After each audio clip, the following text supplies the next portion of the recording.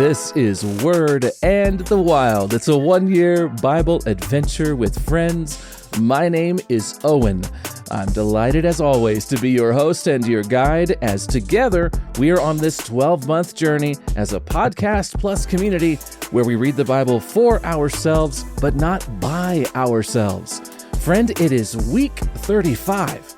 Last week was like the season finale as the kingdom of Israel fell to the Babylonians, and now, however, we're going to start a new season as we follow Ezekiel and Jeremiah, and the story builds toward the ultimate climax. So, hello and welcome in.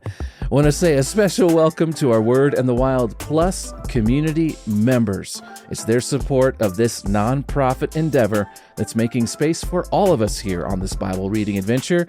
As part of the Word and the Wild Plus tribe, they enjoy access to our private, safe online space where no honest question is a dumb question, along with a weekly live stream Q&A, bonus content like articles, interactions, and more, and even some live stream teaching gatherings with yours truly. So if any of that sounds like your cup of tea, hey, why don't you join in the fun, especially since Jesus is coming soon. And by that I mean we're going to be hitting the New Testament here before we know it, just a few weeks away. And so if this has been something interesting to you and you're craving for a way to dive even deeper into the Bible, understand what it's all about, now is a great time to do it. Check the show notes for how to become a member yourself, or get all the details over at wordandthewild.com. With the story of Jesus and the aftermath on the horizon, now is a great chance to jump in. Check the show notes again for how to become a member, or just check us out over at wordandthewild.com. Well, now let's jump into this week's episode in the epic movie that is the Bible, with a look back at the ruins of Jerusalem. Ever sit on a hill on a fall morning and wait for the sunrise? I've spent a fair amount of time chasing down stories in various parts of the world in my work as a photographer, videographer, and that means I've spent my share of pre-dawn mornings perched somewhere high up to get that classic shot of sunrise over the city, or sunrise over the village, or wherever the story happens to take me. And so I bring my gear, I've got my camera, tripod, lenses, I got my monitor, maybe I've got a motorized slider if I'm capturing a time lapse. I've schlepped all the gear up to this hill, and one thing I never forget is to bring the coffee, because not only is it early, but because by the time I'm all set up, my hands are going to be numb, and the chill will have pushed its way through my outer layer of clothing, because it's coldest in the darkness before the dawn. Now this week in our one-year Bible adventure, it's cold, it's dark, and we're waiting for that dawn, but there is a little bit of hope we see. And we're going to let that hope keep us warm like a cup of coffee keeps us warm while we wait for the sunrise. Well, let's talk about that dark, and then we can talk about the coming dawn. Now, here's the dark part of the story. God's people have lost Jerusalem. With it, their freedom, their national identity. And how it went down was every bit as ugly, violent, and brutal as Jeremiah and Ezekiel predicted it would be. I mean, most of the Israelites are dead. Or right now, they're on the long, long road to captivity in Babylon, 1,000 miles away. The few infirm, impoverished who remain in the promised land, they live like refugees in a war-torn country. Just civil society is broken down. It's everyone for themselves. They're left to pick through the ruins for what they need to survive. Well, we know what has happened, but the big question is, why? Why did it come to this? Why? And another big question, what does it all mean? And then how about another question? Why in the world does the Bible spend so much space and emotional investment in the long, slow, downward spiral of Israel? I mean, it's not just a one-time event. This is a major plot point in this story. We've been grinding to this unhappy conclusion for some time now. Question is, why is it so important? Well, remember that God is the main character of the story that the Bible wants to tell. And from the very first moments of this story, the Bible shows us not only who the Creator God is and what He's like, but it also shows us what it takes to establish and maintain a relationship with this Creator God. And that's why the Jerusalem plot point matters so much. See, it's not just about the city perched up on top of Mount Zion. That city, it's a real thing, but it also serves as a symbol for the rise and fall of God's people, and how that rise and fall is directly tied to the rise and fall of their relationship with this Creator God. See, Jerusalem is beautiful and invincible when its people love God and maintain their friendship with Him. And it is a bombed out pile of ruins when they walk away from friendship and relationship with Him. And as we've been seeing from prophets like Isaiah, Jeremiah, Ezekiel, hey, there's coming a future when Jerusalem's fortunes will be forever reversed, and this beautiful city will serve as not only the capital for God's people, but God's capital of the world. And we're going to see all of that at the very end of our story, along with God's idea of a happily ever after, which includes a radiant, reconstructed, reimagined Jerusalem where all God's friends gather and enjoy life forever with Him. So it's a dramatic moment packed with meaning when Jerusalem is overrun by the cruel, determined Babylonians. I mean, they didn't surprise or overwhelm God with their strategy or their military might. Now, the shocking thing is God allowed this whole thing to happen. He allowed it. It's unbelievable, almost unthinkable, because Jerusalem is such a key part of His future plans. So what does it all mean, right? Why, right? Well, back to the why question. Why would God let this happen? Well, for us, it's Ezekiel to the rescue on this question. He's been explaining God's meaning behind this disaster for quite some time leading up to the actual events, right? And if we walk back through Ezekiel and what he showed us in the last week or so in our little journey together, we start to get a picture. It emerges and it becomes clear.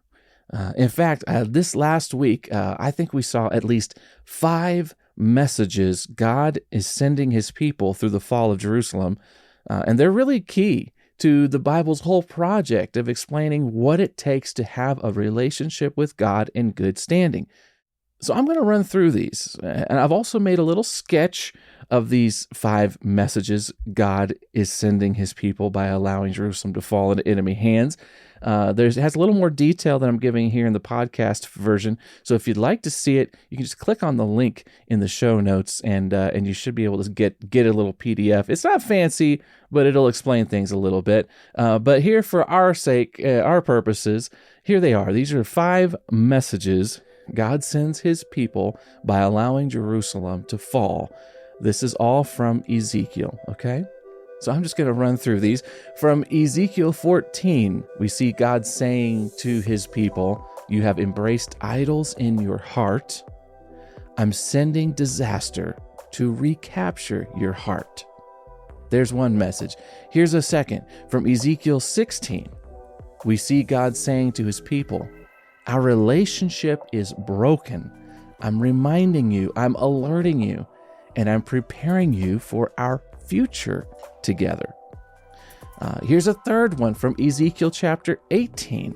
We see God saying, "The path you are on is dangerous. It's unsustainable. I want your attention so I can offer you rescue and renewal." Here's a fourth one from Ezekiel chapter 20. God says, "You have loved all the wrong things, and you have loved them too much, so I'm taking them away from you." That's another message God is sending in the fall of Jerusalem. And here's a fifth one. This one's from Ezekiel 24. And we see there God say to his people, your future, your security and significance, it all depends only on your relationship with me.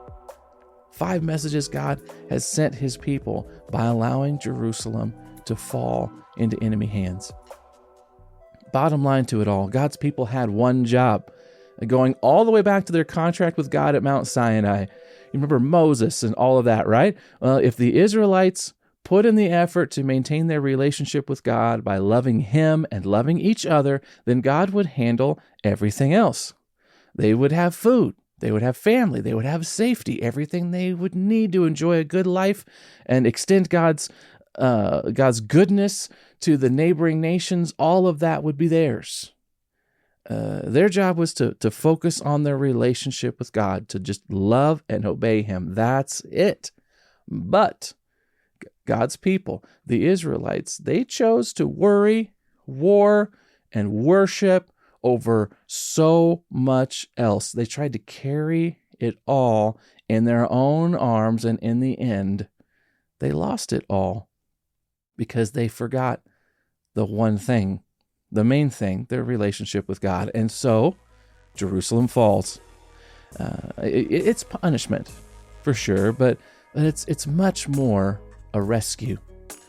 For 1,000 years since Sinai, God's people have loved what only hurts them and sacrificed their future on the altar of the urgent and immediate. They've put their lives and their freedom in the hands of those who would only betray them. And so God steps in because the unhealthy, unsustainable pattern must end. God's love compels him to do whatever it takes to break his people free, even if that takes sending them in captivity to do it.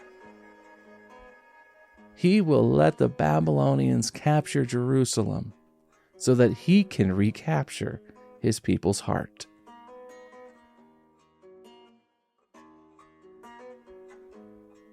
Well, that's the very definition of a dark time. I mean, God himself has been working against you as a people, sending you these damning messages, allowing destructive events. And as much as you want to point fingers at him for being unfair, worst of all, you know he's right. He's just in what he has done. You've gotten what he said would happen. You've gotten what you deserve. And just like everything God does, when he does it right. He does it up big. He knows just what it takes to bring a rebel to his or her knees. And he's done it. This time, he's really done it. And that's where we are this week. We find Jeremiah, our old friend Jeremiah. Oh, he has been through so much. And now he's decided to stick it out in what's left of the land of Judah. So he lives like a refugee, defeated, demoralized, abandoned, just to pick through the rubble of his war-torn country. This is rock bottom. In this place where the emotions run deep and they run hot, Jeremiah turns to art. Jeremiah writes a poem because sometimes plain old words just aren't enough. He needs to pour out his heart. And we might call it therapy. The Bible calls it Lamentations. It's a short little book. It's beautifully crafted work of art. And it's filled with ugly feelings. Ugly feelings about the ugly world Jeremiah finds himself trapped inside. He's filled with confusion, hurt, grief, and inside all of that, he also finds a tiny shining speck of hope. You got to listen to this. Listen to Jeremiah's pain and hope weave together these moving lines from this book we know as Lamentations. Listen to this. It says, God shot his arrows deep into my heart.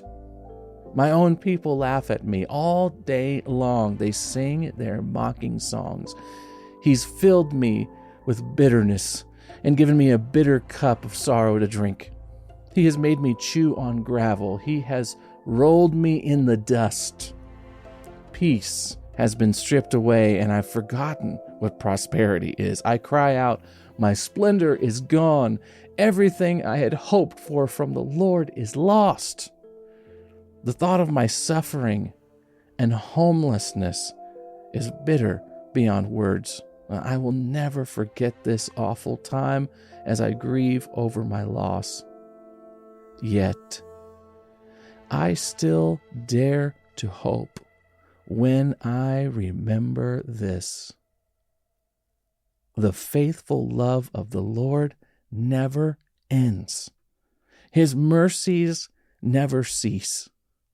Great is his faithfulness. His mercies begin afresh each morning. I say to myself, the Lord is my inheritance, therefore I will hope in him. That's Lamentations chapter 3, verses 13 through 24. Do you catch that? Jeremiah dares to hope. Dares to hope in a heap of rubble. See, where you and I might look around and see ruins, Jeremiah sees reasons to hope. He sees everything he has loved and worked to save his people, their beloved home. He sees it all come to an end, and yet he dares to hope in the endless love of the Creator God. And so he looks out past the rubble surrounding him to a future when God's faithfulness and compassion brings renewal to his people, their land, and most of all, their heart. And somehow he feels pain, hurt, and grief in the middle of an experience that will scar him for life. Yet somehow he still believes that even this is somehow an expression of the love and kindness of God. For Jeremiah, hope is alive. Justice is coming. God's love never ends. All will be well. Well, enjoy the journey this week, my friend. Take that warm cup of coffee with you as you go. Hey, how's it going for you so far? Of course, I'd love to hear from you.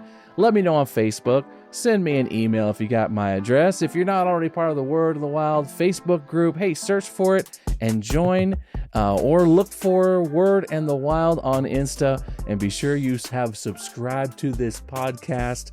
Look for us, Apple Podcasts, Spotify, YouTube, all the places, wherever you love it. Subscribe to it, all right? Word in the Wild, it's a 1-year Bible adventure with friends. Oh, I hope you're having fun with this. I am for sure.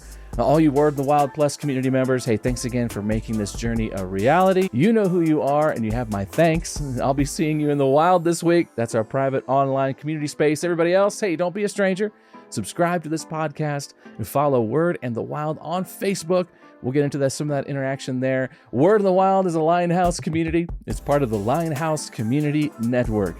It's a nonprofit organization with a mission to bring neighbors together to promote awareness, appreciation, and understanding of the Bible, because friendship and God's Word change lives and change cities. Word and the Wild is presented by the Lumavaz Podcast Network. Many thanks for adding us to your family, Lumavaz. We appreciate you so much. And with that, we're out. I'm Owen, your host and your guide. And until next time, I'll be seeing you out there on the trail in the Word and the Wild. You have a great week.